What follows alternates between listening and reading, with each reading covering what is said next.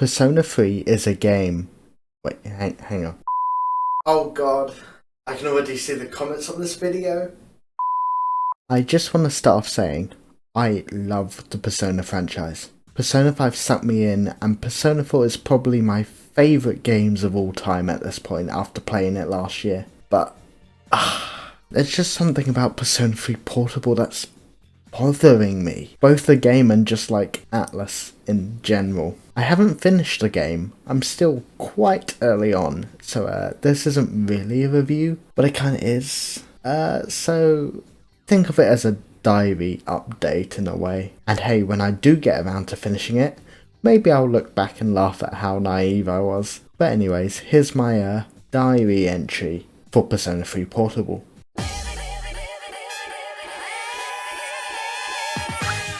First things first, this game is brutal. I picked hard mode because I'm a professional gamer, and dear lord, this game kicked me out to the street and spat on me. Each enemy just feels like they can kill you, and the mini bosses take multiple attempts, and it's great. It genuinely feels amazing that each enemy requires some more tactical thinking. Mini bosses are kind of treated like puzzles in a way. I was proud when I worked out you had to leave one of your party members behind to make sure the enemy doesn't get another attack in. It's just so cool. It's so rewarding. However, grinding the level up just for a controller to whiff, teammate gets stuck in a wall and just doesn't join you in the fight. It's jank. It's old school video game jank. It dampens the game as a whole and makes the experience of climbing Tartarus a real pain. I gotta say though, I do like the enemy designs in P3, but it still annoys me that they just don't have the demons in there instead. You have the 3D models, just why?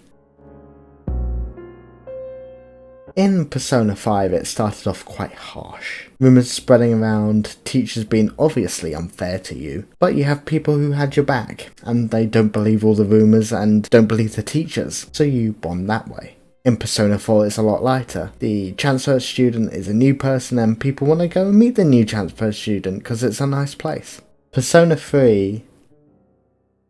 Hey, I heard your parents are dead. It's just so jarring.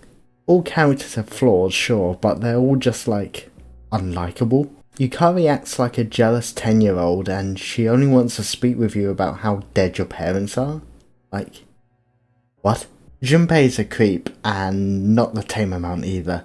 Mitsuru just feels a bit plain where I am right now, but to be fair, she's probably the most intriguing character with a cool personality and vibe going on. I'm just worried that's going to be her only feature. Akihiko is... actually yeah, he's pretty good. The teachers suck so much though, and I know people don't care about them, but gosh, they suck. So far, I actually ended up liking the side social links more than the main cast. My favourite is the old couple. You can just feel like their worry and how they speak, how their problems affect them, and it's a cute storyline and it makes them feel so human. The playground kid is pretty interesting, but in a more depressing way, if that makes sense. Her parents are fighting and you're there to help distract her. I think it's sweet. Rio though can just not exist and the game might be a bit better.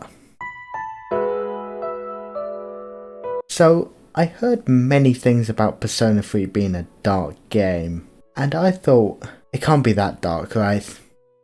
Persona 3 is a really dark game. Persona 5 themes is about rebellion and individualism. It's uplifting. Persona 4's theme is about seeking out the truth and not taking everything at face value. It's a really intriguing theme. Persona 3's theme is about death and how it gets us all. The game just talks so casually about it and it freaks me out. Death is everywhere. It's in everything. It's in all the symbolism. And the characters just don't seem to care. They just casually mention it and move on. I know this is probably a plot point later on in the game, but it's frustrating now. Especially when I hate thinking about this type of stuff and having it being a constant thrown in your face when playing the game. It's not helping. Okay, Atlas, why would you release the games in this order? Why would you do that? Why would you release the Persona 4 remaster first, then the Persona 3 portable remaster? Why did you do it backwards? Why not release Persona 3 first, People would have had a much better opinion on Persona 3 Portable if it came out first, I can almost guarantee that. Persona 4 makes Persona 3 look so much worse in so many ways, especially quality of life features. Why would you release Persona 4 Arena when newcomers don't even know these Persona 3 characters? Why would you not release a definitive version of Persona 3? That seems so cool, and after playing some of Portable and comparing it to the first hours in Fez, it's just...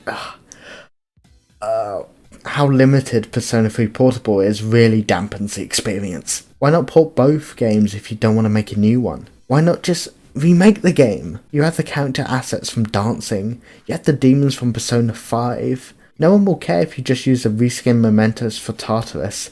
It's coming from Persona 5, it's a good game graphically. You could have charged $60 for it. Yeah, I feel like Atlus just dropped the ball when it came to actually delivering a product.